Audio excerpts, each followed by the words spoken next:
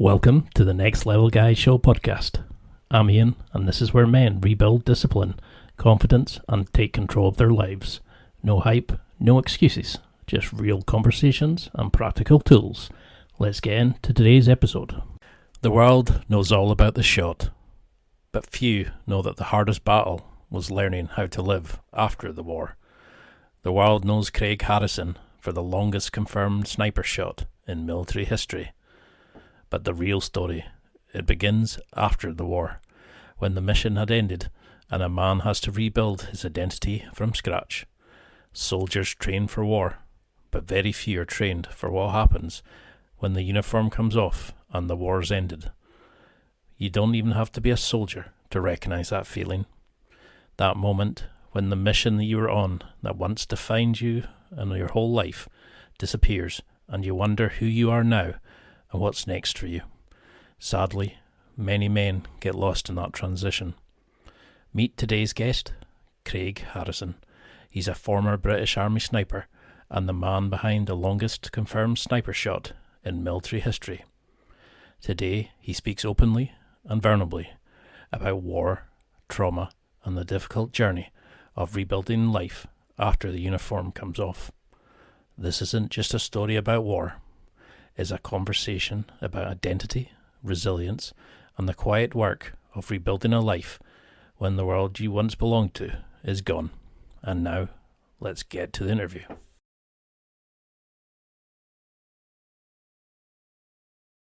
How would you describe who you are and why you're well known, or what do you think your achievements are?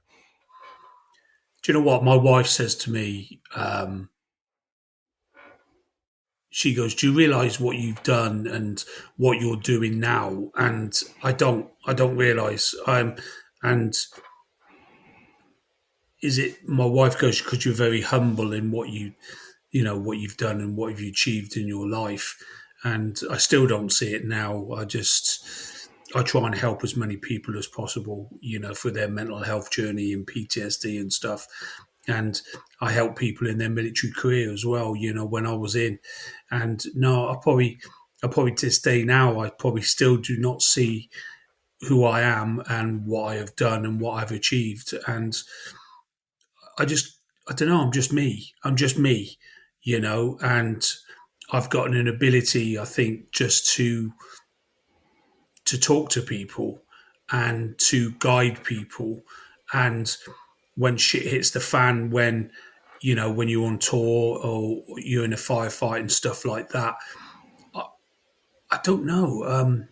I've got an ability to keep a level head, and when the rounds are going over and you got injured casualties and stuff like that, I'm just level headed. I'm just calm under that situation, but I don't see it. I don't see it. No, I don't see it. My wife go, "Fucking hell, Craig," but I don't see it. I'm just me. I'm just Craig Harrison.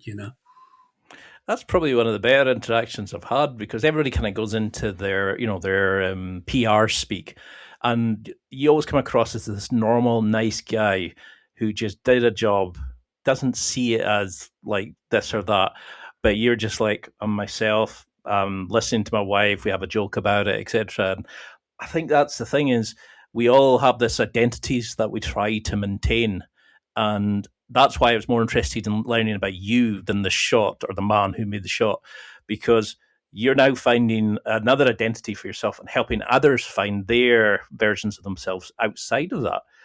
But I've been listening to a few different podcasts about you, and while you're growing up, you wanted to be a farrier.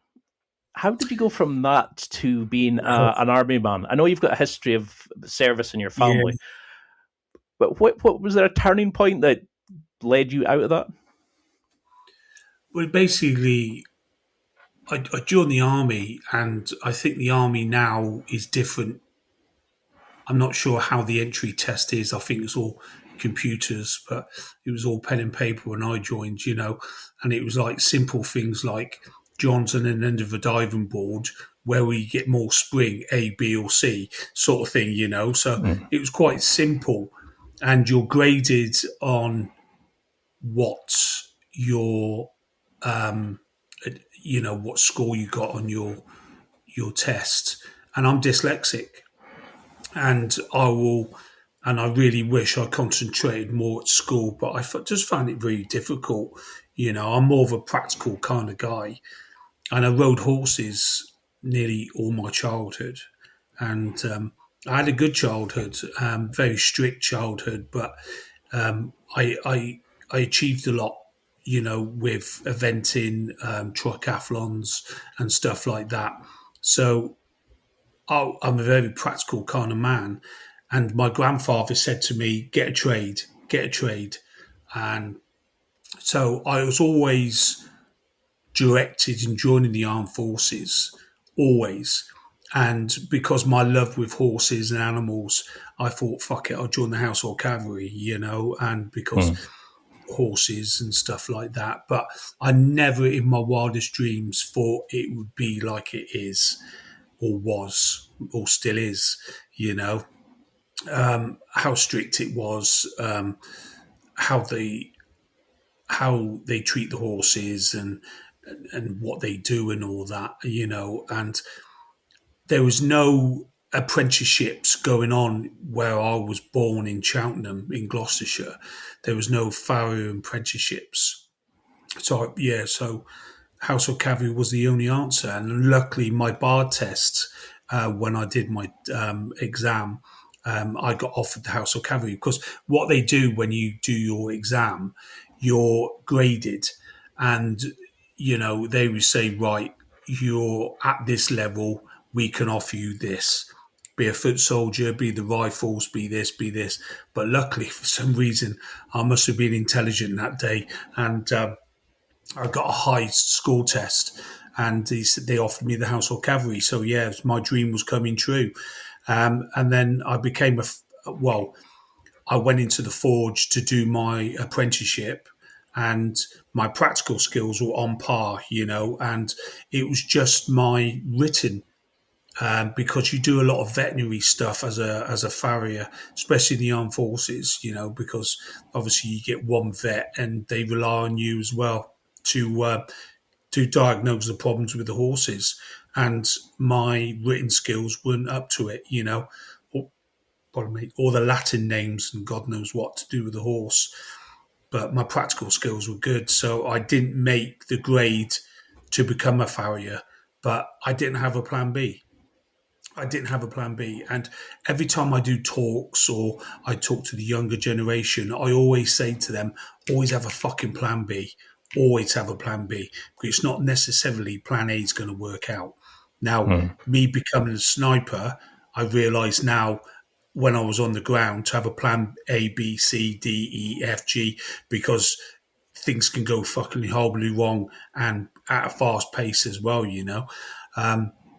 So yeah, I didn't have a plan B. So I went AWOL from London, from the Household Cavalry, and I went to join the French Foreign Legion. So yeah, that's where I am.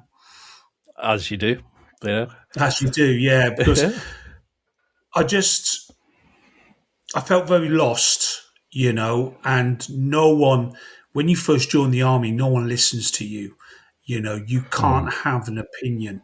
And I felt very lost, and I knew about the French Foreign Legion, and I thought, fuck it, I'll just go and join, And when I got there, I was very honest with them, and I said, look, I'm AWOL from the British Army, and at that, if I'd have joined 5 or 6 years ago, at that time, they would have accepted me because their criteria had changed.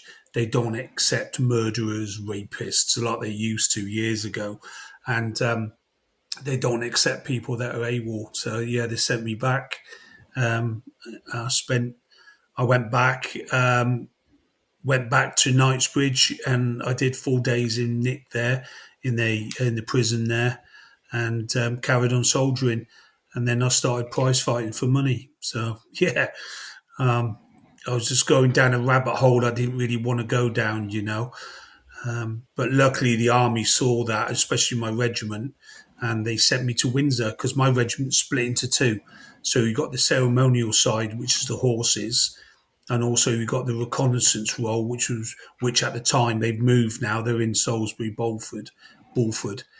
But at the time they were in Windsor, and they sent me from London into Windsor. And do you know what? I never looked back. Never looked back. Do I miss the horses? Yeah, I do. Yeah, they gave me so much calmness in my life. But do I regret going to Windsor?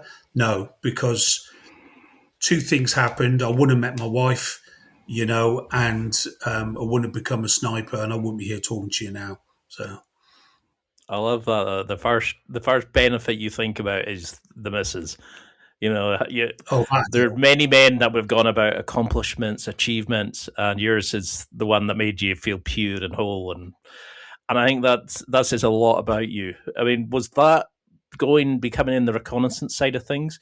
Was that the bit that made you sort of link back to you as a kid, being out in nature, enjoying the horses, being adventurous and doing things? Was that the side of you that appealed to? yeah, oh, massively. I just love being outside. You know, I just love being in the wilderness and doing stuff. And the regiment gave me that. I was a bit of a, they call you a camp rat. When you're in camp, you're just frustrated all the fucking time. Because you just want to be on exercise.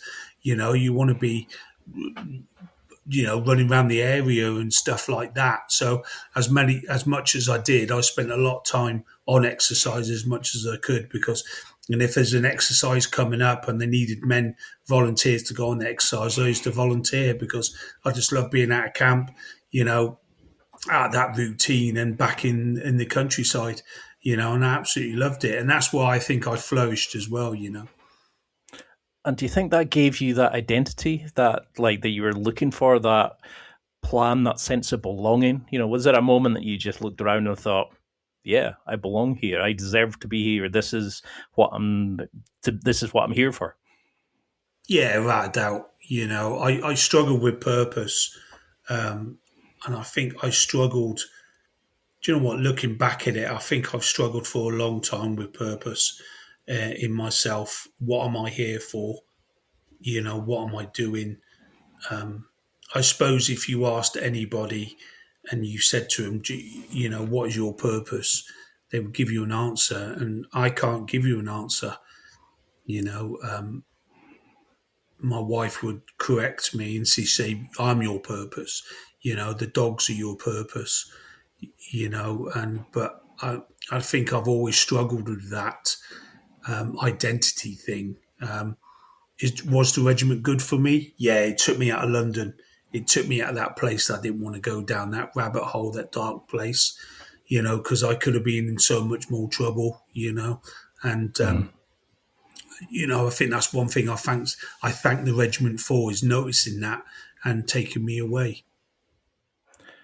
Because everybody thinks that sniping as the sort of the technical side of it, the ghost aspect to get into places to shoot, etc. But it takes some sort of amazing sense of mentality to work out the fulcrums, levers, trajectories of the shots, etc. But also like the staying for hours waiting for your shot or getting yourself into that situation. But you're very hard on yourself, I noticed, because you said about luck to get through, that you don't think you deserve it, etc. But I've come from someone with depression and intrusive thoughts and OCD, and I know that getting out of bed sometimes can be a living hell. Like it could be the worst day of your life, carrying this internal prison around with you. And not only have you come out of one of the hardest situations, been in some of the worst situations, and seen what the worst things humans can do, you're now using that to help other people find their purpose. And I find it amazing that you're so humble about it that you're just like, I don't know my purpose. I've got to keep the missus happy. We've all got to do that. But you have this, but you're doing this amazing things. You have such a strength of character. And I think that's what makes you you. What do you think it takes mentally to do that job well, or to survive that aspect of it? I think let's go back to when I was a child. I had a brother. I've got a brother, and he's he had no interest in the countryside, horses, or anything like that. And I was a very lonely child because I spent a lot of time with my horse, riding on my own, and I had my best mate with me, Tom. We'd go out on the weekend. We'd just get some sandwiches made up and just fuck off for the whole day. And then the next day we'd do exactly the thing. We'll go into the countryside. So I was a very lonely child, and I was very brought up, strict upbringing.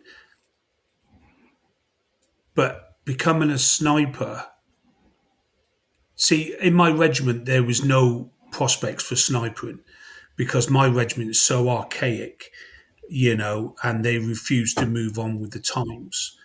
But when they had a big shift around, and they said that they were allowed snipers into the household cavalry, I pestered them all the time to get me on the sniper course. And eventually I got onto the sniper course. And snipering is one phase. There's two phases. Well, there's seven phases altogether, but the main phases is with the shooting phase. Once you pass the shooting phase, then you go on to the sniper phase. And when you're training or learning to be a sniper, you're on your own. You don't work as a pair. You have to be mature enough to get yourself to A to B at a certain pace, at a certain time, get to that location. We call it FFP, final fire position. And once you're in your FFP, lay there for a certain amount of time and take your shot. And you do that over and over and over again. And I think I excelled at that because I've been on my own as a child and I like my own company, you know. And I think that's why I get on so well with my wife, Tanya, because it's just me and her, and we don't have many friends to overcrowd us or take up our time. It's just me and her, and I think that's stemmed from being a child to going on being a sniper to going on being my married life. And yeah, I think I excelled more because I like being on my own. Yeah. I think that says a lot about you because it's that side of you want to surround yourself with the right people. You're not just wanting numbers or acquaintances. You want to be surrounded by the right people.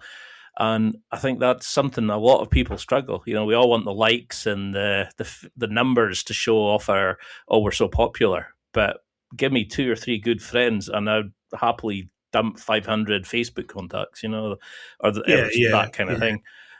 I mean, when you are doing something that'll go out and you'll spend hours getting to position to maybe take a shot that'll last seconds, or you're going out, crawling into position or waiting for the command, what goes through your head? Are you just thinking about the sort of the ritual of the shot? Are you thinking about where you are? Like, how do you keep yourself focused and trained, ready to act? Because I like my own company as well, but did you struggle with your attention waning, or were you always so focused on the mission at hand? How did you deal with that side of things? Do you know what? I used to train when I was training to be a sniper. We had a corridor in our accommodation block, and it was a long old fucking corridor. It was, um, I'd say about 30 meters long, because it had different rooms shooting off it. And what I used to do, I used to do a thing called dry training, and basically you manipulate the bolt, load it, cock it, fire it, and you do that every couple of minutes. You would do that. And what I used to do is put my laptop at the end of the corridor, and then put a film on, and go back to my rifle, lay there, look for my scope, and just watch the film. And sounds horrible, but put the crosshairs on the actors, and just say they were the target that I needed, and then follow them around the laptop, and then take the shot. And I think more training you do, and dry training is so important because sniping is a perishable art. It means you got to stay on the ball all the time. Once you get to your FFP, I used to I used to go to my happy place, and my happy place is being with Tanya, being with my dog, and that's my happy place, and I close my eyes, I bring myself up to the scope, and then I take the shot. For some reason, my heartbeat will slow down, and then what I used to do if I was in a location for a long period of time is give the targets names. So, say for instance, I was in Iraq or Afghanistan, looking down into a compound, I would give everyone a name, saying, "Oh yeah, there's John coming out with his wonky leg," and using them little childish things keeps you alert at all times. Because you say to yourself, "Oh, where's John gone? I haven't seen him this morning." Oh, there he is coming out now. There's his wife. Yeah, there she is. Look, God, she's ugly. And little things like that, just to keep your mind occupied on what you're doing. Mm. And then obviously you get the green light to take the target out. So you end up taking that target out, and then your mission's done, and then you just have to extract yourself. But sometimes after you take that shot, you have to stay there for a little bit longer because they flood the area full of Taliban or insurgents looking for you. And if you extract yourself out, you're going to give your position away. So sometimes you do everything under darkness anyway. So I mean, I love the idea of you using films to train. You're making it become automatic. What kind of films were you watching at that point? Was it just anything, or is there one that stands out anything. that was? Yeah, I'm a big horror film fan. Recently I just bought 117 DVDs, horror DVDs from a camper van, and I'll just put a crappy horror film on, sit at the end of the corridor and just watch it, and I was the only one to do that. Everyone else was getting their heads down, and I wasn't. I was dry training, constantly dry training, because I think I was the only household cavalryman at the time to be on the sniper course, and failing isn't an option in my head, unless I've got a serious fucking injury.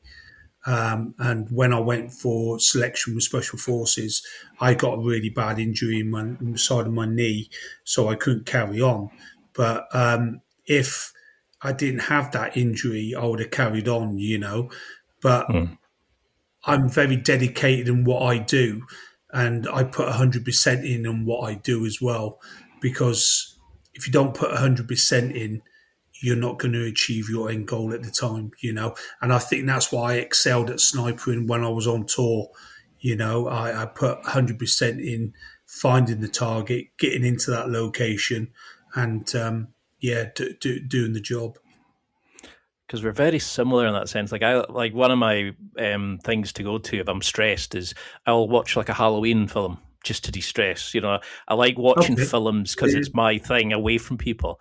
Yeah. Is that the same for you? I watch cartoons. Yeah, not childish baby cartoons, but like Scooby Doo. I watch Rick and Morty, stuff like that. Stuff that look, it's not real, Mm-hmm. and it takes me out of that stress zone, if that makes sense. So, if Tanya's upstairs watching her, I call it watching her crap on telly. But if she's upstairs watching her stuff and she comes downstairs and I'm watching a cartoon, she knows I'm just trying to focus and having a bit of a wobble. And it's finding them triggers that help you, that people need to do to help their mental health or PTSD, or even Mm-hmm. to focus, to take themselves from reality sometimes. I mean, I know I had a bit of a panic attack the last time I was on a plane, and I remember putting on the Harry Potter audiobooks, read them tons of times, heard it tons of times, but it was just that similarity, that repetitiveness of listening to it calmed me down, and I zoned in on the story. I knew, it kind of controlled it. Did you do that in the field? Do you do that when you're struggling? Is there like a particular like series of films that you just watch that kind of calms you? Is there like an audio book or anything of that kind of Not description? really. I do you know what? I listen to podcasts like the Trailer Park Boys. Have you heard of them? I've heard of them. I don't think I've The ever listened to them. they got a podcast and they just make me laugh, And before I go to bed, I put a headphone in and I lay on my bed and I listen to stuff to just take me out of the reality zone. Films could be anything, mainly horror, crappy horror. That's got a lot of budget of £1 or something, and you think, fuck this is Right. awful, but I'm just going to, I enjoy it, and I think that's important. You need to take that respite from reality, And even on tour, I was on my own. I used to eat with the lads, but when it come down to it, I just got back to my tent. I was just on my own, and yeah, I've always been like that. I've always been like that. Even when I was, going on the piss with the lads, I used to stop in the pub or in the nightclub, and I think, the fuck am I doing? And I just used to just walk home, go back to Mm. camp, and then it was one point I had an epiphany, and I thought, fuck it, I'm just not going to go out anymore. It just doesn't interest me, And when I met Tanya, nearly turned around. I nearly turned around, and I said to myself at the services, come on, Craig, you always fucking do it. Just go. Because I was meeting a friend of mine and he never tipped up. And that's how I met Tanya. So I'm not a religious man, but I believe in fate and things and people are put in your way, either to help you or, or trying to think of a word now. I can't think of it. Trying to help you or stop you. Do you know what I mean? Everything there Mm. is for a reason. It's fate. That's what I'm a big believer of. It's like the universe providing or giving you the same lesson over and over again till you learn it, kind of thing. Oh, massively. Yeah, my grandfather, Reg Harrison. He was a big father figure in my life, massive father figure. And when he passed away in '94, I was in Scotland at the time doing the Edinburgh Tattoo, and I got the call that he had passed away. And I went to see his coffin, but my mum wouldn't let me go to see him get buried, which really hurt me. And he taught me so much, so much. Um, and I miss him dearly, And people say I look like him. If you see a photo of him and me, I follow after him. So, yeah. I love that sense of warmth, to that kind of pride that you take in it. That and it shows the importance that he made in your life. I think it shows as well. I mean that you're like me, that you sit in a pub and you can be surrounded by people and think, I don't want to be here. I'd rather be with the people I love, just sitting with them. You don't need to be doing anything. You just want to be spending time with that fair few that make you feel like you. I mean, you talked about what and eat with the guys, and then you went and sat in your tent. It links back to your kind of that trust, that ability to believe in yourself and to be you. But for people who are never been in that environment, you're trained to think ahead, plan A, B, C, D, E, F, G. You're trained to incredible control under pressure. What did it teach you about, managing that adrenaline, but also like situational awareness? Because you've been in some real hellholes. How did you manage to Yes. stay in your own like focused, but also survive it and just be exceptional at what you do? Do you know what? I used to put my Tanya said to me, be safe, don't put yourself in danger, don't do this, don't do that. And I said, yeah, I promise you I won't.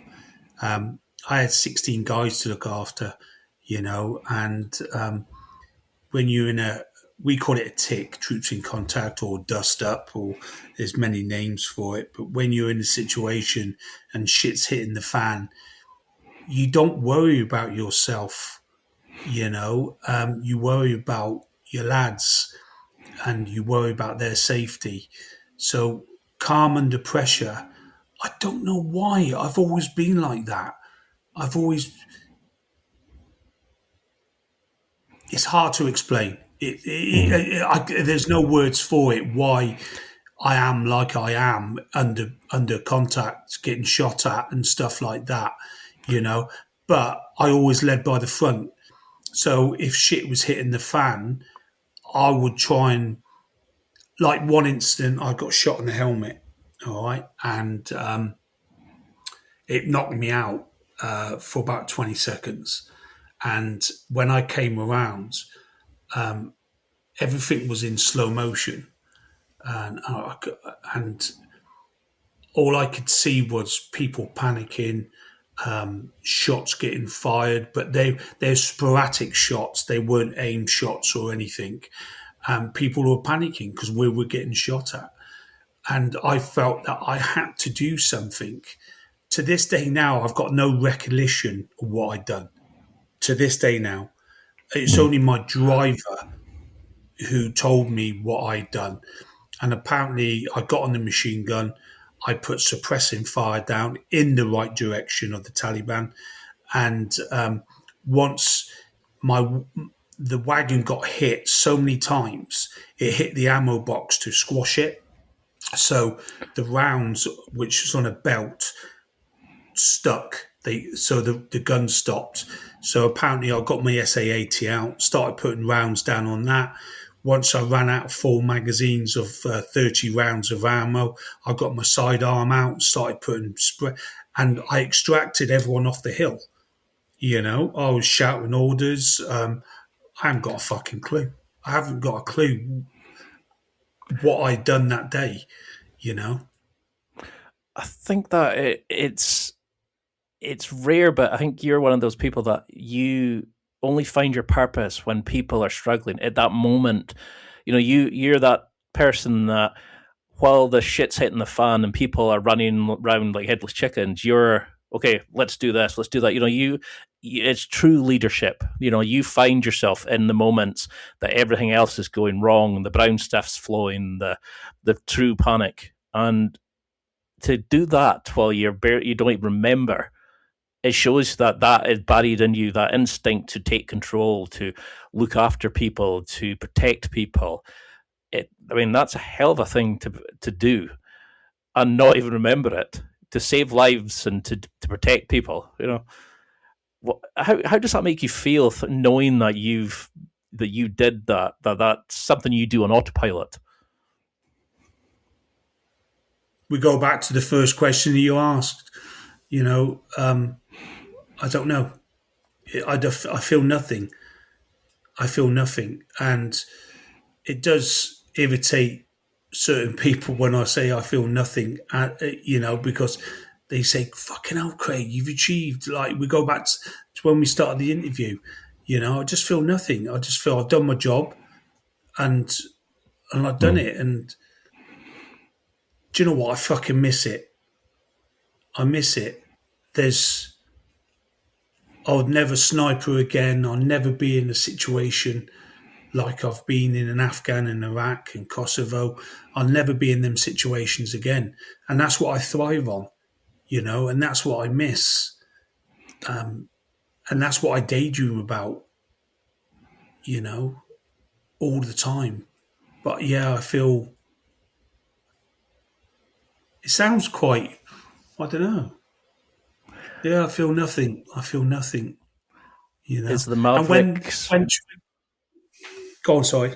That's what I was going to say. Is the Maverick school, a survival school, and the sniping school, are they helping give you the aspects of the bits that you're missing? The bushcraft does, the Maverick survival school does, and I really Tanya always says to me, when I come back from the weekend, I'm a different person. I'm totally a different person.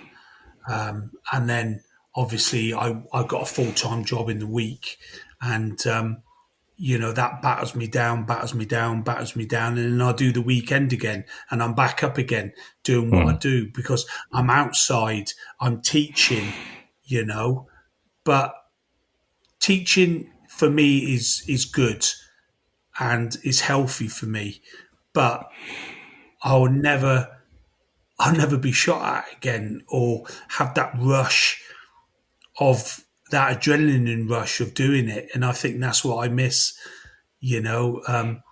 23 years and then it's come to a fucking end. Next thing I know, I'm mowing the lawn, mending washing machines, and doing this, doing that. And then I think this is what I left work the other day and I spoke to Tanya and I said to her, what the fuck am I doing? What am I doing? You know, and she says to me, just come home. And she gives me a big cuddle and she goes, it'll be all right, everything will be all right. And I thought, I know. I do have these moments where I think, what the fuck am I doing? And because I've learnt this and I learnt the hard way, nothing lasts forever. Nothing lasts forever. And I think if it did last forever, this world would be a different place, Yeah. massively different place. And I'm getting older. I've got my aches and pains. When I got blown up, that's really affected me. I've had two hip replacements fully replaced now. I've lost a finger. I get migraines all the time, brain injury, my bones ache, my lower back hurts. So when I do have these things of saying, fucking hell, I miss it. Could I do it now? Probably not. Probably not. Does a sniper school give me it? Yeah, it does, because I love teaching. Mm. It gives me that bit of an edge, but majority of it would be being in a contact situation and stuff like that, jumping out of helicopters, parachuting. You won't get that anymore. And I suppose it's got to end at some time. And is there anything that's come close? Is there anything like a healthier alternative that you've kind of found? Or is it just being back with Tanya? Is it teaching? Is it kind of feeling needed in that sense? Because you did all this stuff by yourself. You're a person who lives by themselves, that does their own thing. Like when they were out sniping, etc. Is that a struggle to find something that can let you dial in? Because I know of myself, I have no idea who I am or what I am. That's why I started the podcast. A lot of other guys will try to commit suicide or drink themselves into oblivion or take drugs.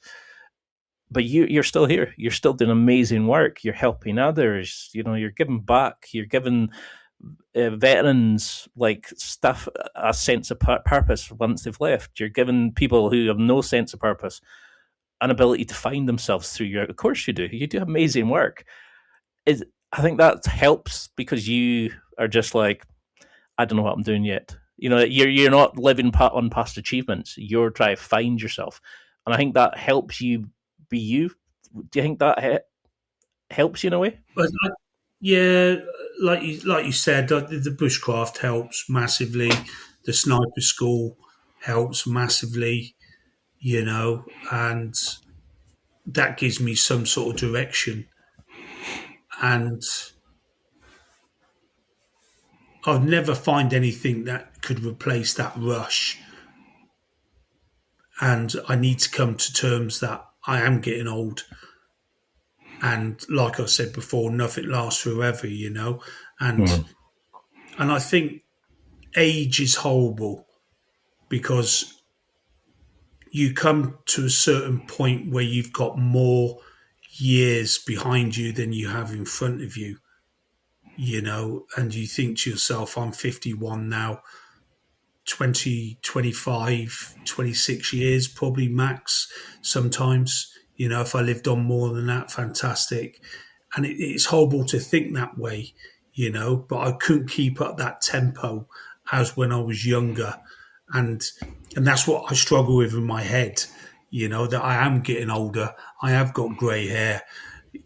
I am getting a bit chubby now, midlife spreads and stuff like I'm not that. saying a word. Yeah, I do.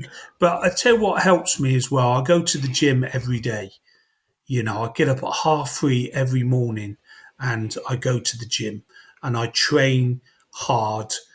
And I think Tanya said to me, "What are you training for?" I said, "I don't know. I don't know. And I said to her, I said, I want to be strong and I want to be physically fit so I can protect you." And that's what that was my answer. So maybe what will replace sniping? Protecting my family, protecting Tanya, feeling strong, and yeah, I think that would replace it.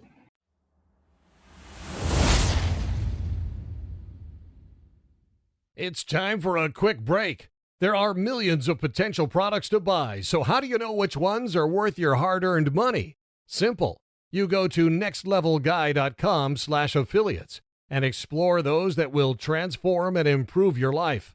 You'll find deals, listener exclusives, and special offers with some great companies. Recommendations are 100% honest and only on items Ian has tried or believes in. The companies showcased will make you a better man in all areas of your life. Simply go to nextlevelguy.com/affiliates and level up.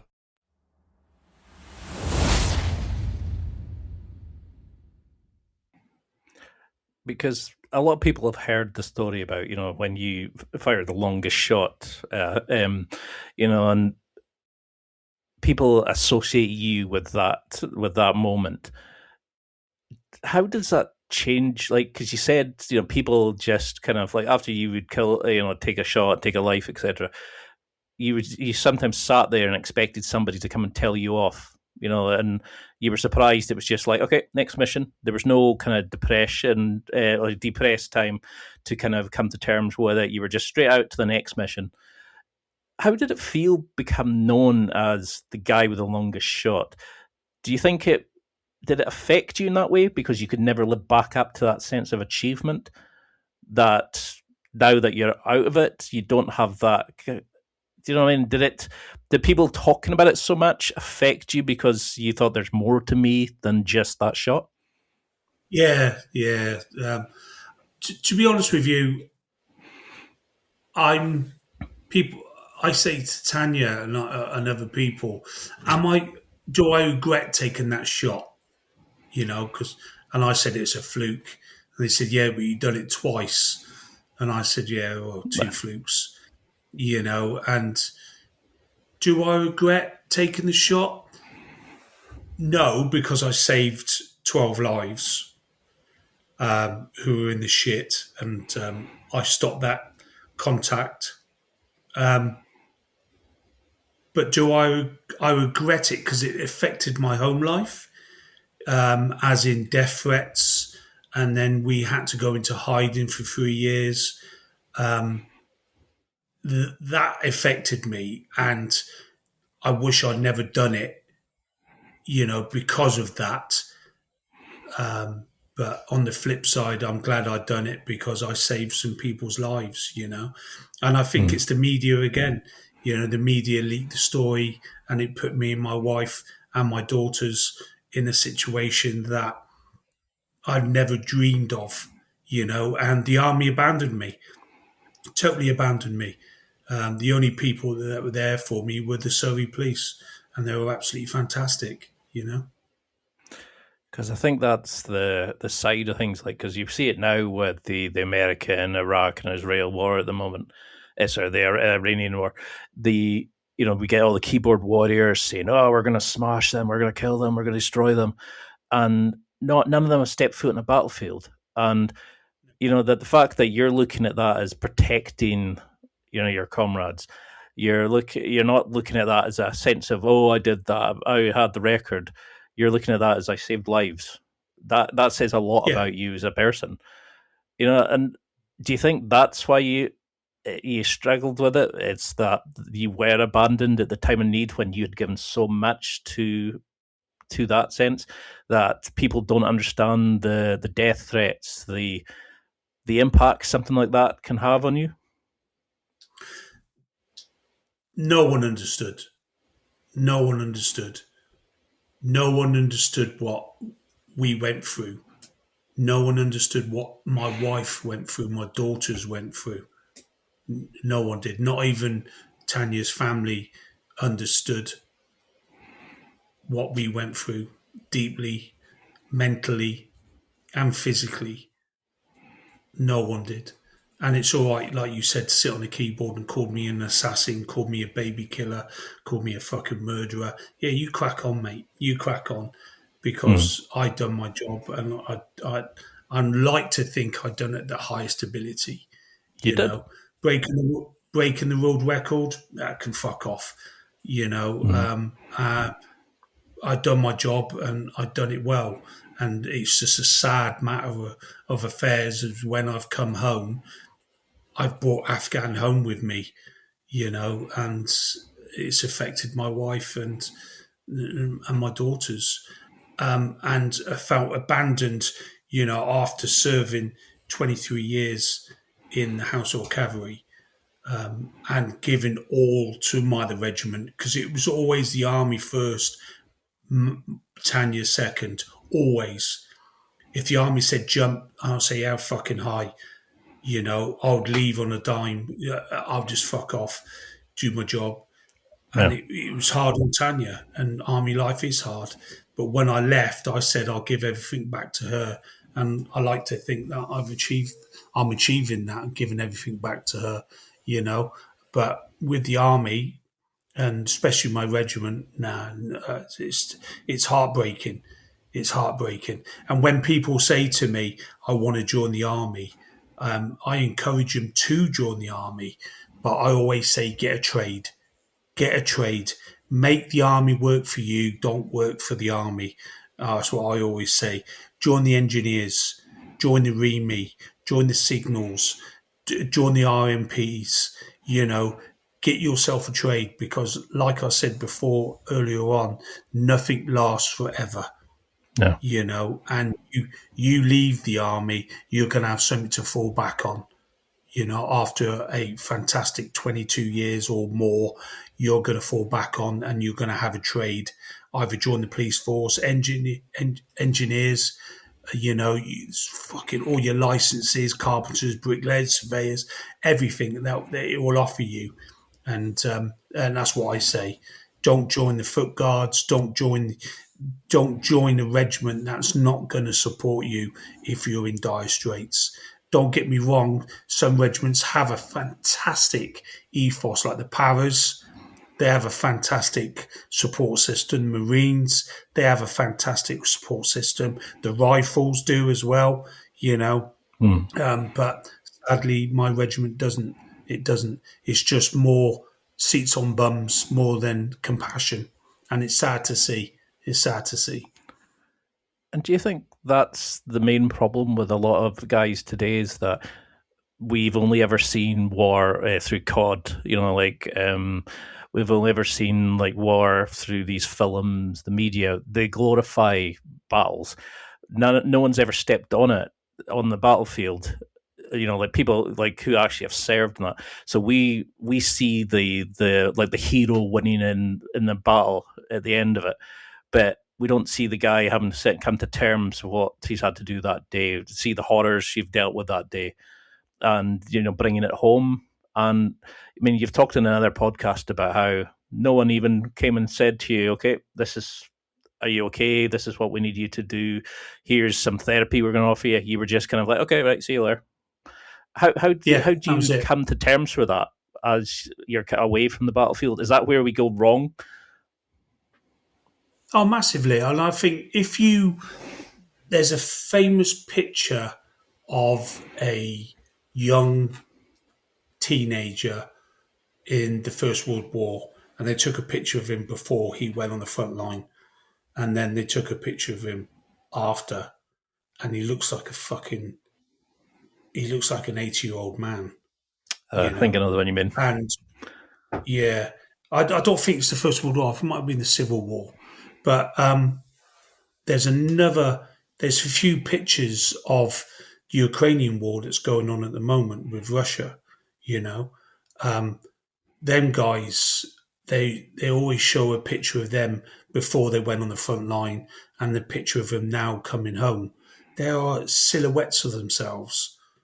You know, people don't fucking see that, and that needs to be echoed all the time. And people need to see these pictures of this. What war fucking does for you physically, mentally. This what war does to you. It fucking Mm. shatters you. You know, and you always think that you give your all to a job and you expect them to give it back to you, but they don't. They don't. And do you know what's hard as well is being a civvy and putting 100% into everything that I do, 100 fucking% in everything that I do. You know, to better my family, to better my mental health, and people take the piss, and people don't don't give you that in Civvy Street as well. And I thought it was just the armed forces, you know, and I think that's why it's hard as well, you know. Yeah, I mean, a lot of people, they haven't got a life themselves, or they haven't got a purpose or whatever, so they'd rather beat down people who do podcasts or beat down people who serve in any way at all. And it's easy for somebody who hasn't got a great war to fight or hasn't got to do X, Y, Z, look after a sick family member or whatever, to sit there and jump on social media and say, oh, this or that or that. And at no point do they have to justify themselves. Back in the day when you would have a community where you would get slapped across the head if you ever spoke bad to an adult. Look at the society now. We're raising a bunch of guys who are messed up in the head. They'd rather sit and drink and I was taught to stand up. If somebody came to shake your hand, you held the door open for a woman, you held, for kids, whatever. No one does these sorts of things anymore. Just common decency's gone out of the world. And do you think that's a problem, that a lot of guys, well, people in general, don't understand the sense of responsibility, the pain, the PTSD, the intrusive thoughts, etc., after you've had to take a life? Is it something that stays with you for so long? Yeah, of course it will. And and Tanya says to me, it goes, "You seem better," because I was in shit state. "You seem better now, but obviously you're gonna have your shit days and stuff like that, and you're never gonna forget on what you've done." But the generation now of kids coming into this world and teenagers, they just want to, and I think social media is a massive influence on it, where they want to be podcasters, they want to be YouTubers, they want to do this, they want to do that, and but they don't want to work, they don't want to work for it, they just think it's going to fall into place. Mm-hmm. Don't get me wrong, it's happened to some people and they're doing really well from it, but people just, this younger generation is a nightmare. I opened the door for two women this morning at a petrol station, and they just walked straight past me, didn't even say anything. Younger generation, and I just think, oh, and it makes me feel, what the fuck am I doing? Why am I still nice? Why am I still like this? Because I've been brought up like that. I got my granddad's views and the way he's taught me, to respect and do things. And they say, what about bring national service back? That would never work. That would never work. Not with the attitude of the younger generation. That would never fucking work. And it'd be the worst thing that this country could do, is bring national service back. You'd have more people able. And what they're doing now in the British Army, they're encouraging people to join. And what they're saying is, from 18 to 24 years old, you can have a gap year. And they will pay for it. You'll have full pay for a year, just have a gap year, to encourage people to join the military. Can you imagine that? Having a year off, having such a fucking good time, not working but getting paid still, and then you've got to go back. They're not going to go back, are they? You know what I mean? Because they're going to put on weight. They're not going to stay fit. They're going to get in drama. They're going to get shit faced. It'll be a nightmare. Absolute No. worst thing the army could have done is come up with that idea, and the army's been the highest ever recruiting we had is in 2010. And I think the Navy is doing better than us because there's no incentive anymore. And I'll tell you one thing, right? When the pension came out, there was 1974 pension scheme, okay? And when I was in still, they encouraged everybody to turn over to the 2000 pension scheme. But we thought, no, we're going to stay on the old scheme because they figured, all right, that when you leave the army, your pension starts straight away.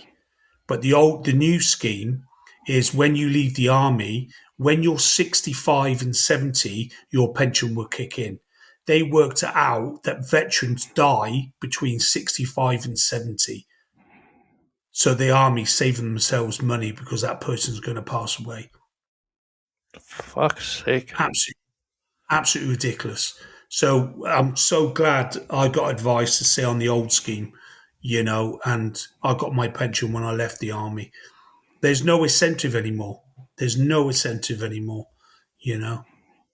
And it's gone so PC, you can't do anything. And I've got friends that have recently left and they said, Craig, it's an absolute fucking nightmare. And I say to Tanya, I miss it. And she says, do you miss it then or do you miss it now? And I say probably then because it was a good laugh, camaraderie, buddy system. But now it's totally different.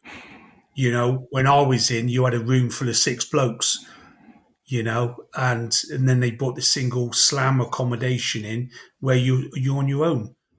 So you come off a tour and you just sit in your room on your own. There's no camaraderie, there's no banter. And the army doesn't think that.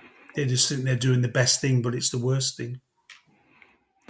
And do you think that's part of what you miss? Because when you seem to come alive in other chats I've listened to, you've done on podcasts, where you talk about the people that that you were on missions with, or like the guys that you went and did excursions or checks, etc. with. It was more about the person and the kind of the jokes, the camaraderie, the silly nicknames, all that side of things. Do you miss that part of it? Like you were saying that, because your tone changes when you talk about that. Do you miss that kind of pulling togetherness? Billion%, trillion%. Yeah, the banter, the camaraderie, the working as a team. Don't get me wrong, I enjoyed being on my own, but when you are down, people bring you out of that scenario and come on, we're going out. Come on, all of us are going out. And don't get me wrong, I did get to that where I stood there and thought, what the fuck am I doing, and go home on my own. But at the time when there's about 20 of you in a bar and you know everyone and you're just having a laugh and a bit of banter, it's brilliant, the dark humour. And I think that's what the Maverick School's about my bushcraft school. It's about coming down and talking about your mental health if you want to talk about it. But it's also about black humour over an open fire, and having a bit of banter. And that's what I enjoy as well. And you see people that have been depressed and stuff, they come alive, when you give them a bit of banter back, they come alive and they leave on that Sunday after spending a weekend with you, a total different fucking person. And I think, that's what I miss. I miss the banter, the camaraderie, the lads, but it's weird, I don't speak to anyone. There's 23 years of my life and I don't speak to, I lie actually, I must speak to a select handful, probably, I can count on my hand and I'm missing a finger, so there's only 4 there. So that's probably 4 people that I can reach out to if I need it, to talk to people, Oh, I love that idea of like the dark humor, how like guys communicate with some of the most obscene jokes possible. And do you think Oh that's yeah, that fire that out in the wild, it takes you back to who you were back as a kid, but it also maybe sometimes it's the first time a guy's stepped outside a city or has stepped outside the role of provider or executive or whatever it is, and you're going back to the caveman days, standing over a fire, eating, catching, shooting, etc. We're actually being men again in that sense when you're in the Maverick School. I think it's about the atmosphere. If you want to become anal with it and be strict with it, you're not going to get people that are going to open up to you. Hmm. But as soon as they see you and see how you, oh mate, how you doing? Oh, I'm a cuddler, mate. Come here, and get their trust, and then that's when they start opening up, and that's when you know, and you can't be at an open fire where you're nice and warm, sitting around there, your belly's nice and full, and you feel relaxed, and that's when you start talking, and people feel more confident when they get relaxed to start opening up about their mental health. No. You know. You'd be amazed at how few people ever have that opportunity. There was that video on, was it TikTok or something, where they were like, girls were saying, and who do you go to if you have any problems? Who do you go to and talk if you're struggling or if you've got problems? And every guy came on and went, no one. I'm just a guy. I've been raised to, I've got to be strong, tall. I'm not allowed to speak my problems. We've got to be strong, tough men. And we've raised this generation of men who suddenly go, fuck, I feel rage, hate, horror in my head, but I don't know how to say it. And then now you have this Yeah. opportunity to let people come together and you're giving them a chance to actually express how they're feeling. You're giving them that release valve. That is an amazing purpose that you're doing. How does that feel now that you're giving those people that sense that you maybe didn't have yourself when you were coming out, and not getting somebody to talk through what happened on a mission with you or whatever? You were just sent back to your barracks till the next time. You're giving people this opportunity to talk about their mental health. Does that not fill you with a sense of warmth that you're helping so many people change their lives? We go back to purpose again. We go back to that, and I'm I'm happy, or more than happy, and I'm ecstatic that I'm helping people with their mental health. You know, um, I think sometimes I'm a bit of I contradict myself because I struggle, and I forget sometimes that I struggle with my mental health, and helping others. I seem to, it doesn't take the limelight off me a little bit with my mental health, but with my experience and how I've been treated with the military, how my upbringing as a child, how strict it was and stuff like that. I've got empathy for a lot of people, but I think I struggle to see what I do, and it frustrates Tanya a lot. But I just like helping people, and Mm. I don't want anything for it, and I don't want to. I'd love to feel in a different way, but yeah, I just don't. I mean, I I can definitely feel that. I mean, I know there's days I can sit there and look outside and see a nice car and think I'm in a nice flat and go, I've got the best job I've ever had for ages, and I'm like, what's the point? When you feel numb and people say to you, "What do you mean? You've got a beautiful family, you've got this, you've got that," and you just sit there and you just think, but Why am I here? What's the point? What's this? And Yeah. the strength to fight that every day is phenomenal. And I know just from my side of things how knackering and exhausted and distraught you can be, and feel like getting out of bed can be the hardest thing, or smiling at a family thing when all you want to be is on your own. And you've seen true horrors. You've dealt with some horrible shit. And to think that you're able to get up and do this every single day, it's fucking phenomenal, mate. You should be super proud of yourself. Because everybody thinks, sir. Oh, sorry. Go on, I take medication, and I'm a big advocate for taking medication, as in it helps you. Now it's took me, I would say, 10 years to find out the right pills to help me, and these people that go through this hallucinogenic stuff, the mushrooms and micro dosing and stuff like that. If it works for you, it works, but my medication I'm on now helps me. And I'd rather be straight instead of dipping. And do I miss the uprise of happiness? Oh, massively, massively. The pros and cons of taking medication: low sex drive.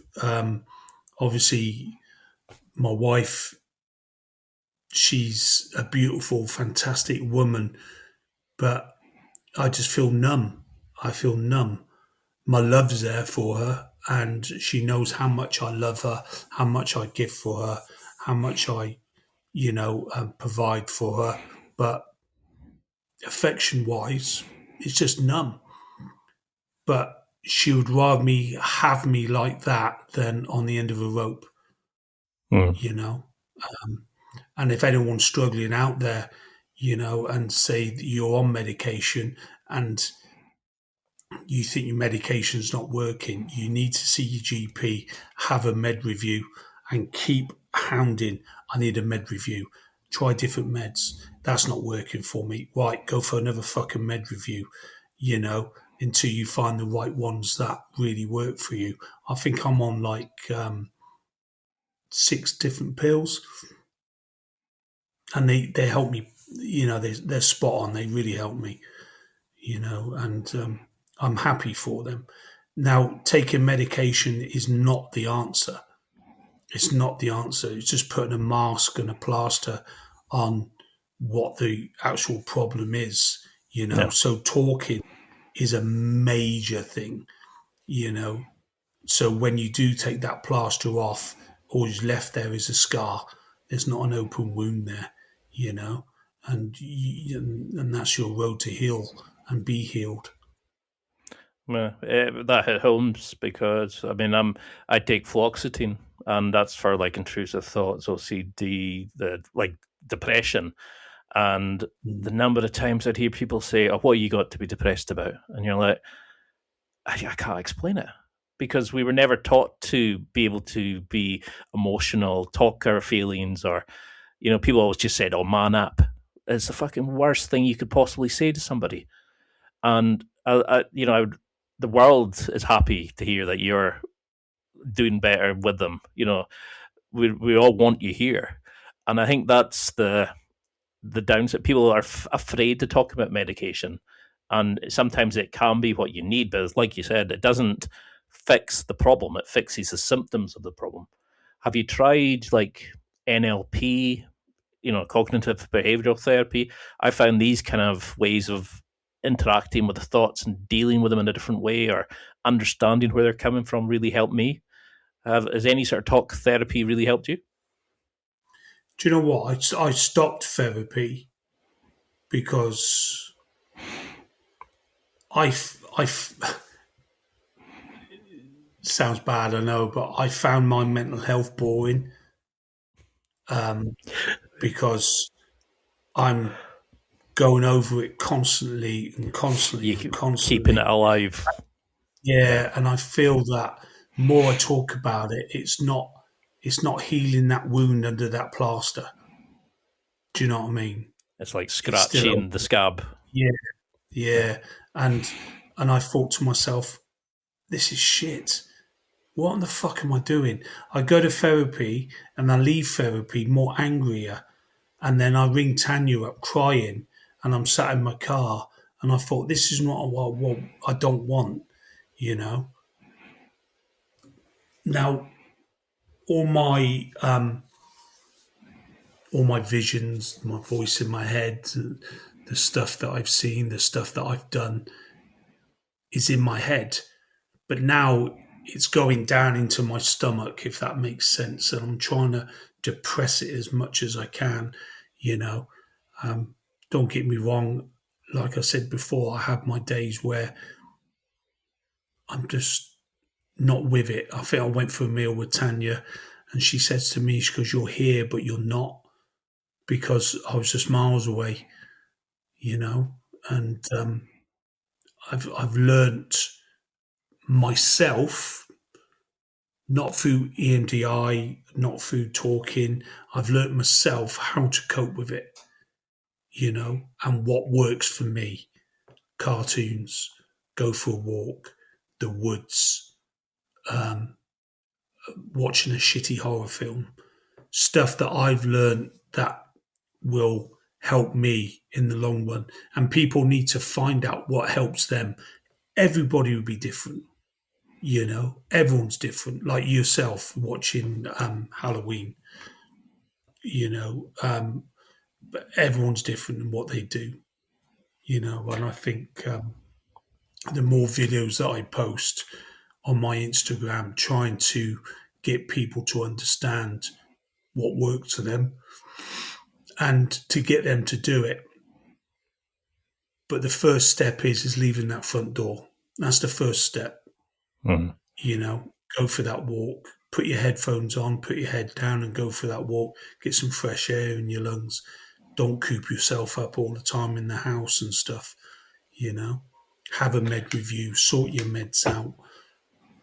I shower. I shower about 4 times a day because I feel when things get heavy on me, if I have a shower, I'm cleansing myself, and then I feel all right for a couple of hours afterwards. You know, because I feel quite clean, and Washing the yeah, thoughts away, kind of thing.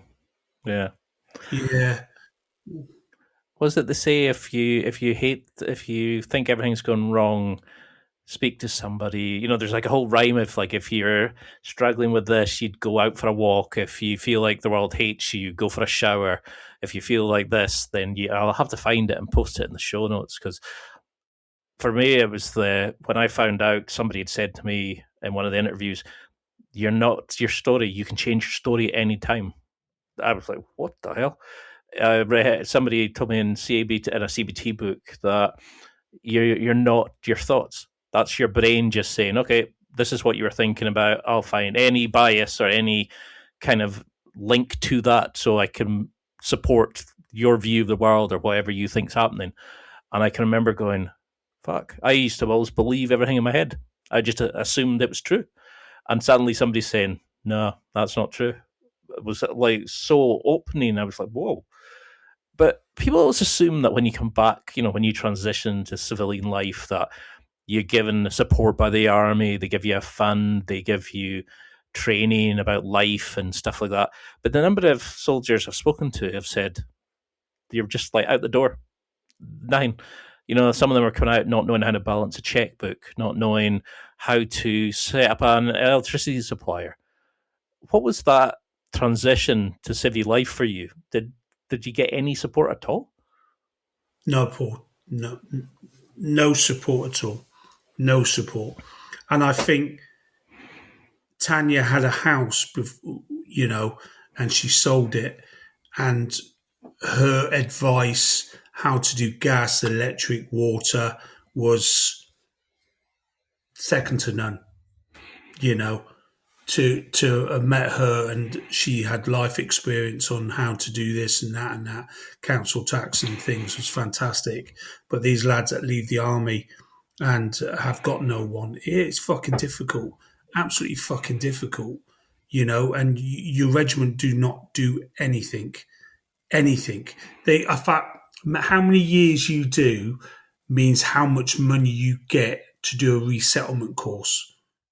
So, say for instance, I want to do my HGV and I'd done 16 years in the army. Yeah, they would send me off and do a HGV course for my resettlement. But if I did only 5 years, I haven't got enough money to do that. I can only do this, work in a fish and chip shop or something because that's all I'm qualified to do.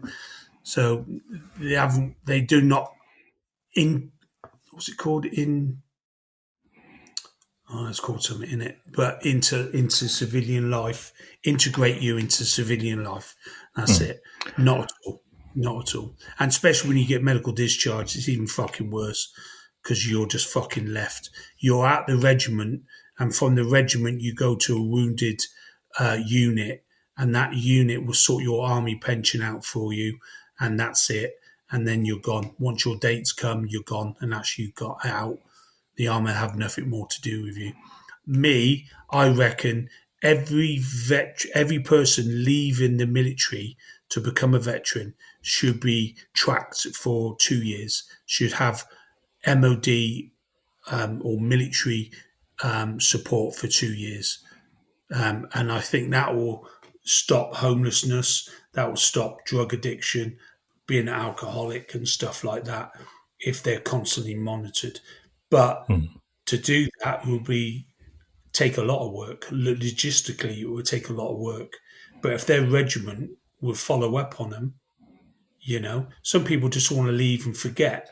Like me, I just want to leave and forget.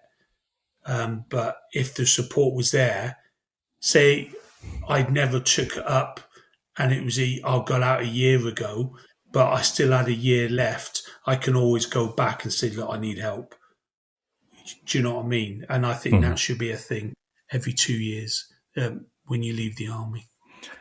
Do you think that's the scary part, is that they ask so much from you and they give you so little it's just kind of, you're almost treated like a unit, a tool of like for them to use, and they forget about you as a person and the kind of the emotions, the dealing with it, because you can leave mates and stuff like that, but that it follows you home. They ask you to go into these situations, but they don't provide for you after these. How did you deal with that anger when you first? But you got to think as well. You signed up to do that job.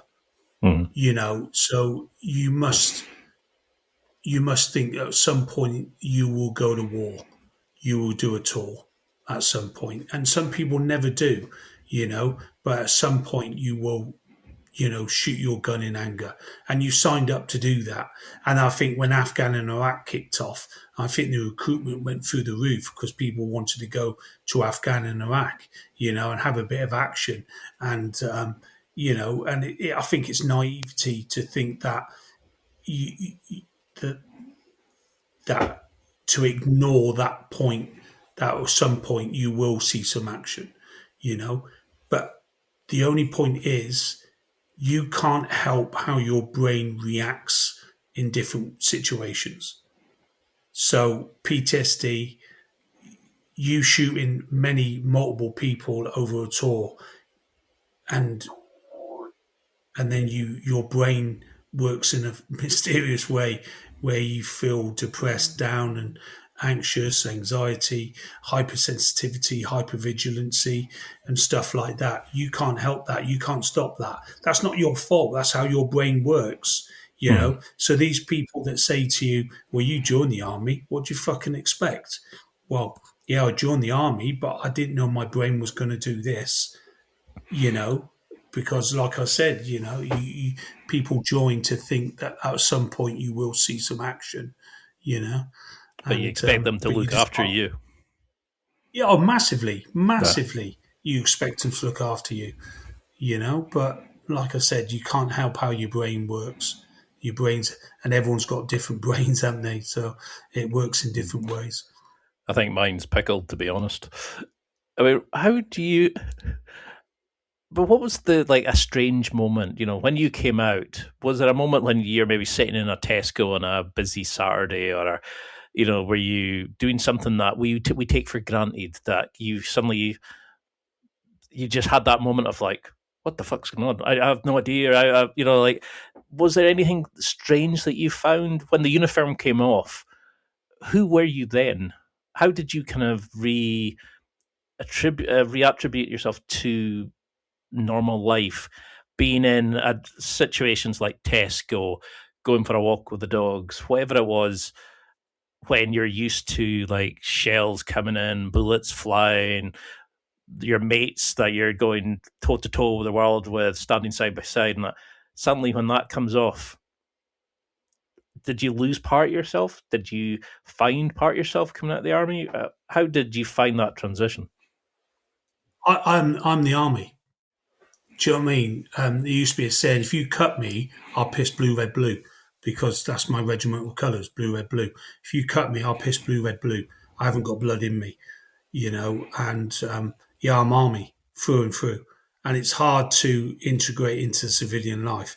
And if it wasn't, and I feel sorry for people that have left the military and haven't got no one, no support or no one to be with, because nearly, I would say, 70%, probably a little bit more, of marriages end when they leave the army, because you think you're away half the time, you're on exercise or on tour, and then you leave the army and you're under that person's feet for a lifetime, and Hmm. they can't hack it, so you end up getting divorced. Luckily, I landed on my feet and I found a fucking corker, and she's been absolutely brilliant, and she's helped my transition. She helped my transition, and don't get me wrong, I still stand in Sainsbury's gobsmacked, and I look around and I think, what the fuck am I doing?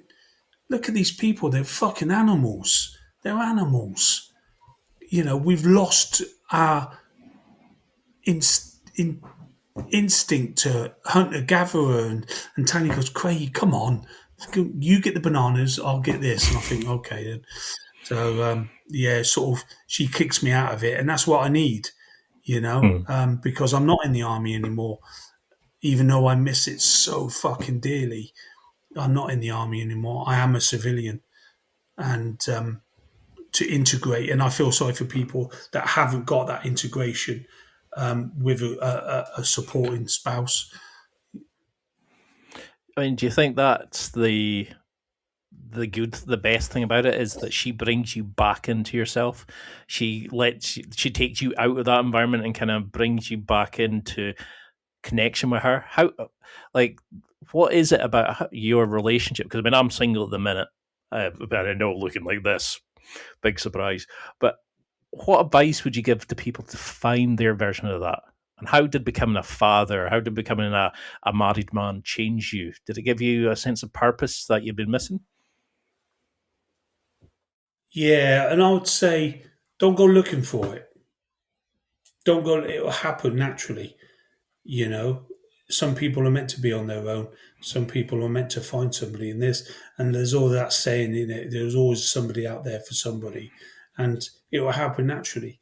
You know, you could be out in the supermarket and bump into someone, and that spark would start straight away. And it will Mm. happen. But I don't regret getting married at all, and we've been married 20, 21 years now, just That's had our awesome. anniversary, and we're stronger than ever. Mm. We always hold hands. I always kiss her. We're always together. We do everything together. And I try and involve her as much as I can. And she's really good with me. She gives me my space. So she'll go upstairs and watch telly, and I'll stay downstairs with Steve, my dog, and we'll just chill out down there, and I'll watch my crap on telly. She gives me that space, and she's a big believer that I need that, and that's what I love about her. She does that, and that's what I say. I found the right one, and it will happen for everybody. She does sound an amazing person. Somebody that can actually understand you and knows when you need to be pulled back to give your space to Yeah, decompartmentalize. And, do you find just going for a walk with the dog sometimes is what you need? Just, put some music on to chill, to go out into that moment. I mean, what does a normal week look like for you when you're not doing a survival school? How do you So I get adapt to up. that? So I get up at 3:30 in the morning. I go to bed at about 9:30. I get up at 3:30 in the morning. I go to the gym.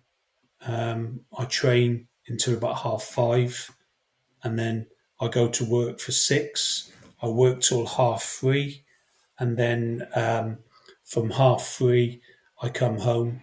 I walk Steve for about an hour. Come home, and then I'll answer emails to people that need me, or phone calls to people that are in, like, who need a chat, Mhm. who want a little, or booking people on the Maverick School. And then usually Tanya would cook me some scoff, and then have a shower and just sit down and watch telly for a while. And then an hour sitting down, and then go to bed again. Same thing. Weekends, totally different. I don't train weekends. Eat what I want. If I want a donut, I'll have a donut, Good man. And then I feel I'm at the age now. I thought, what the fuck? I can eat what I want and do what I want, And then I try and give the weekend to Tanya as much as I can, without me being at school, because the school I do weekend on, weekend off. I used to do every weekend, but I found out that I was burning myself out a lot. So I do weekend on, weekend off. Now this weekend I'm off. So, and but I'm traveling, picking up gear for the sniper school, but Tanya's coming with me, so she's a big part of everything that I do. And she's this year she's just started coming down the school as well, to do the cooking, so which is really Awesome. good. So yeah, so she's getting herself involved, which is absolutely brilliant. And yeah, that's my day. That is my day. It's nothing exciting. I'm not jumping or digging trenches in the garden. I'm just, I train hard, I work hard, and I come home and just be with my wife. It's great that you found a new version of yourself, or what makes you comfortable, like that you found what works for you, and you found this amazing person, and you've joined now to this new venture to help other people. But do you ever switch off? Do you find that situational awareness kicking in when you're in the bananas at Sainsbury's? Do you ever kind of look around and analyze targets? Or are you kind of Yep. now, after you've been in such an intense environment, is life too quiet for you now? Yeah, massively. I try and listen to as much stuff in my ears, trying to drown a lot of stuff out. But yeah, I, yeah, it's hard to switch off. I'm always thinking, and that's where that prime example, when Tanya said you're here, but you're not here, because I'm always thinking about the school. I'm always thinking about past things that I've done. I'm always thinking about the sniper school. I'm always thinking, what do I need to buy to make people more comfortable in the woods? I need to do this. I need to do that. Like tonight, I was eating my dinner. It was 6:30, and I thought, I've got a podcast at 7, and things sort of click in. But yeah, I never switch off, and I take sleeping pills to help me sleep, because I think this week alone I've had 3 night terrors, and I've called Tanya's name out 3 times, and she's come into the bedroom because we don't sleep together because I have bad night terrors. So and she just comes into my room and to make sure I'm all right. But yeah, it's been 3 this week. So, but yeah. And what do you do after that? I mean, are you a journaler? Do you write them down? Do you try to see where it's come from? I mean, I've started using AI to look at my dreams, because sometimes I'm like, what the fuck does that? And then you kind of go, whoa, that's what it's coming to terms with. Or, do you journal at all? Do you have any kind of, like, when you do have these terrors, that you can kind of try to see where they've come from or deal with it? Have you tried any kind of supplements that help with that sort of thing? I've got a journal, and I've had it for many years now, and it's really thick. It's like a telephone book, and it's got the most vilest, horriblest thoughts and intrusive thoughts. So if I am depressed or down, I write in it. It's got a lock on it. Tanya got it me years ago, and I write in it, and I'm too scared to finish it. So I write over pages that I've written over before, but with a different colour pen, Mm. and I I constantly write in it. There's nothing positive in that book at all. It's all vile stuff, fucking vile stuff, Do you think and that that's the helps only you thing I because you're letting it out, that you're writing it to give its energy out of you to put it onto paper? massively, but it's unhealthy to look back at it and read, because you're just opening that wound again. So Mm. the best thing is to write it in that page, and then lock that book up, and then put the bookmark on a clean page. So you're not looking back at the past. You're always striving forward, But yeah, it does help, and that's the only journal I keep.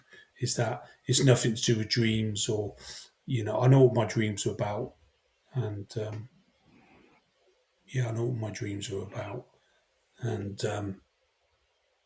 I just call Tanya's name out so just to make sure she's there. Do you know what I mean? So And she always will be. And I think that's the beautiful thing about your relationship, is that you understand each other, that you can be open, honest, vulnerable with her, and like when you need her. But do you think that's why you yeah. started your fantastic show Beyond the Scope?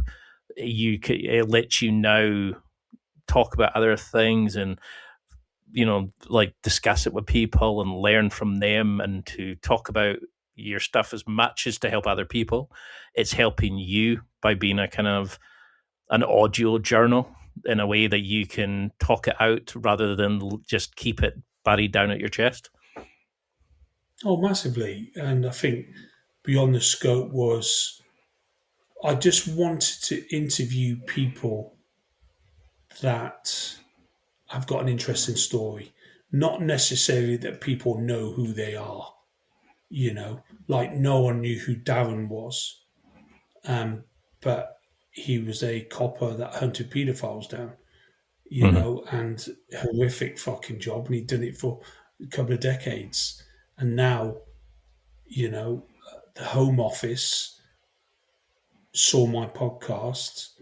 They called him into the Home Office, and now they're changing the rules and procedures, how police are discharged at the army, at the police force, and with support and a good pension just from That's beyond the amazing. scope.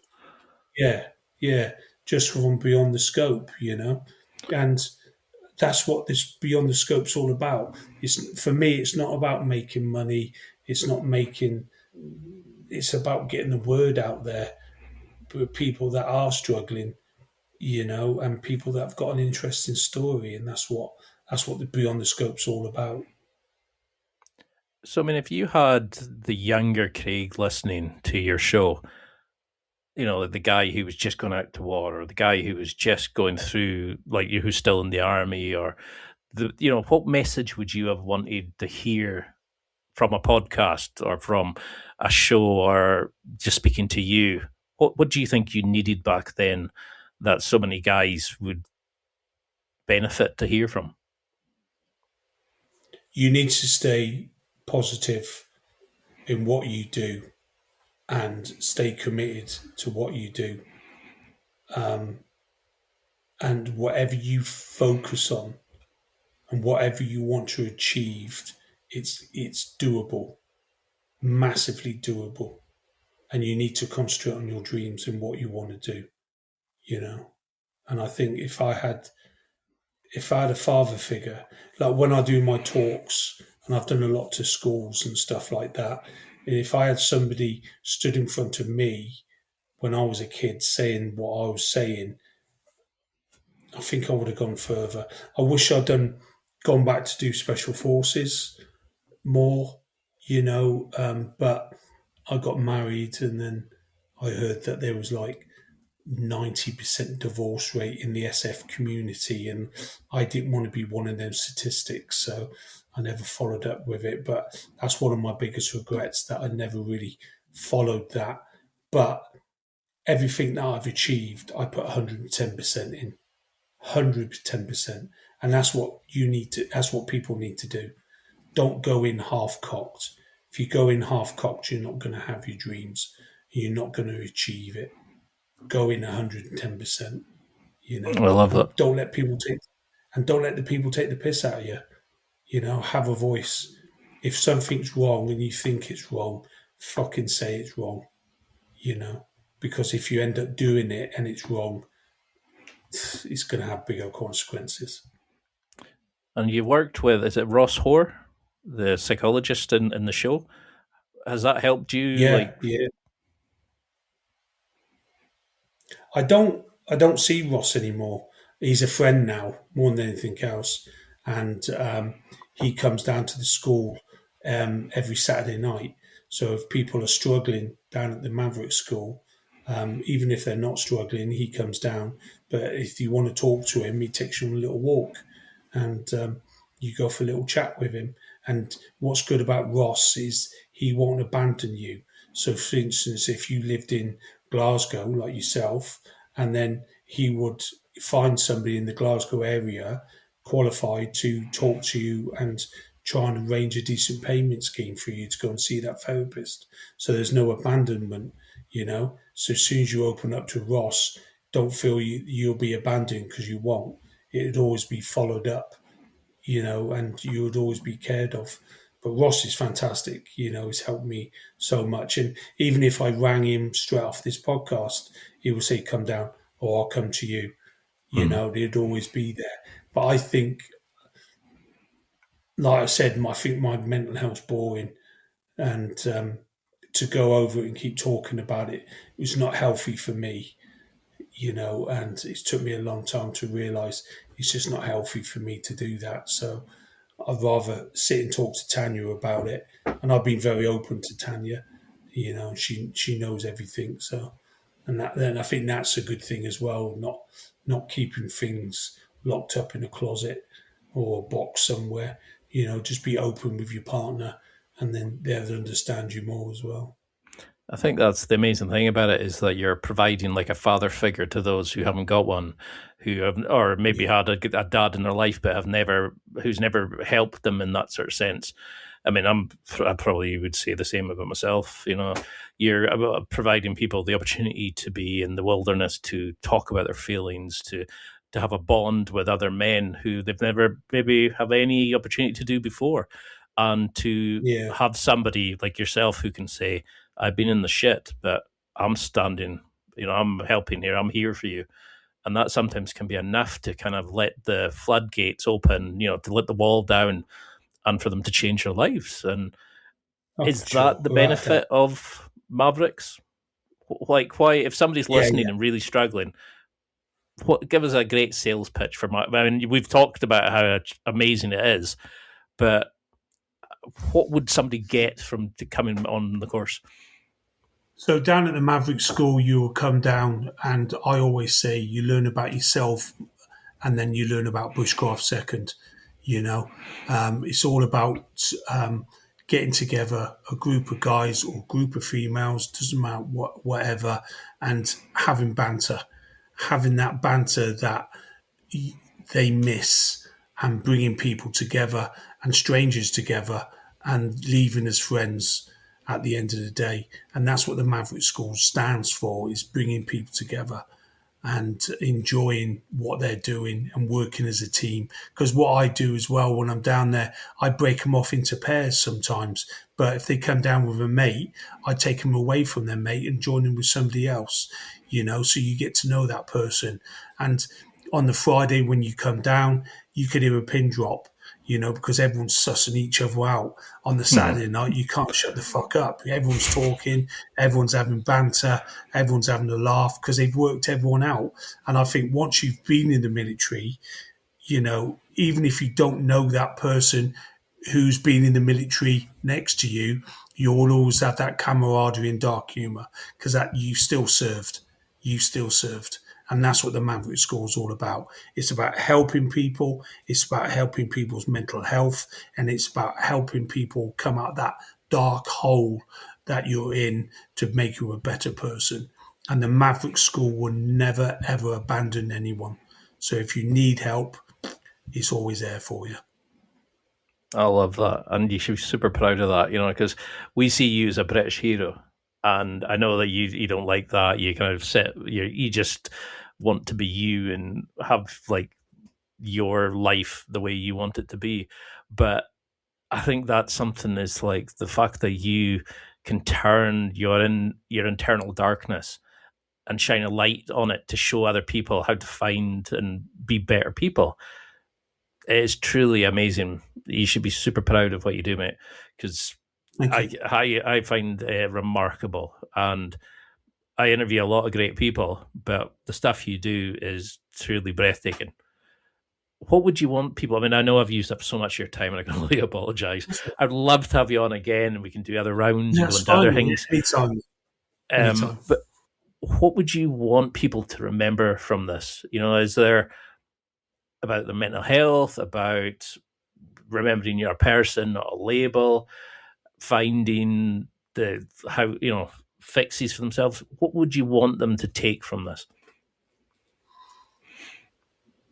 I've done a lot of things in my life, and I've done a lot of things as a sniper that I've seen and done. Some things I'm not proud of, but I'm still here, and I'm still here. And I was at an end of a rope. I've been at the end of a rope. I've been pills in my hand, and I've had a gun in my hand as well, ready to check out and delete myself. And I'm still here. So anyone out there that's struggling, there is a light at the end of the tunnel. No matter if it's any tunnel in the world, there's always a second exit. And people need to find that. And there always is. If I can sit here and talk to you about my life experiences and about what I've done and achieved, there's always hope for people. And people should never, ever, ever give up. Never, ever give up. And I think you need to talk. People need to talk about what they're going through and what's to a friend, to a parent, to their sister, to their brother. They need to talk. And that's the hardest thing, is to start that line of communication. That's the hardest thing. But once you've done it, don't shut up. Keep talking. Keep talking. They might not understand, but there's somebody there listening to you, nodding their head. And that could save your life. Beautifully put. And for those who want to follow you, like connect with you on social media, who want to come and join the Maverick School, who want to be part of the Sniper School, who, whatever it is, even if they just want to send you a kind of like, listen to this and I found what you said really helpful, how can we get in touch? How can we keep in contact with you and what the amazing things you're going to be doing, like TED Talks, websites, all these things that you deserve to be doing? So my Instagram, COH Craig Harrison. That's my Instagram. My wife helps me a lot on that Instagram as well. So there's not a message that we don't read, and I'll get inundated. But we try to answer every message, and I try to voice message everybody instead of texting, because hearing a voice rather than texting is more personal.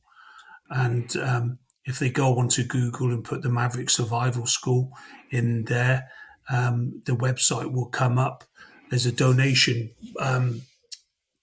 button there as well. So if anyone wants to donate to the school to help a veteran, it goes such a fucking long way, because it's self-funded by me, and everything helps. And also, there's a booking system there as well. So if you want to come down and experience, all veterans all I expect them to pay is £50 to come down for the whole weekend, just to cover the costs of food and stuff like that. But anyone else that wants to come down, just give us a shout out on the webpage. There's a email address there which I read. So if you're really struggling, get down to the school. We can sort money out later on. Let's get down to the school and get you sorted and get you on the straight and narrow.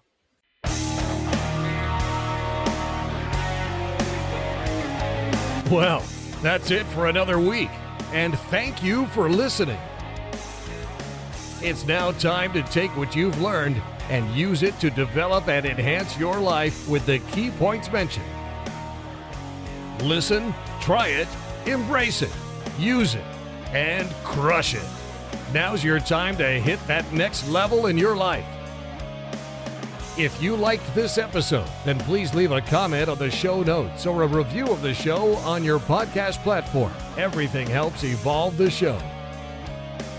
Until next week, keep seeking the next level in your life.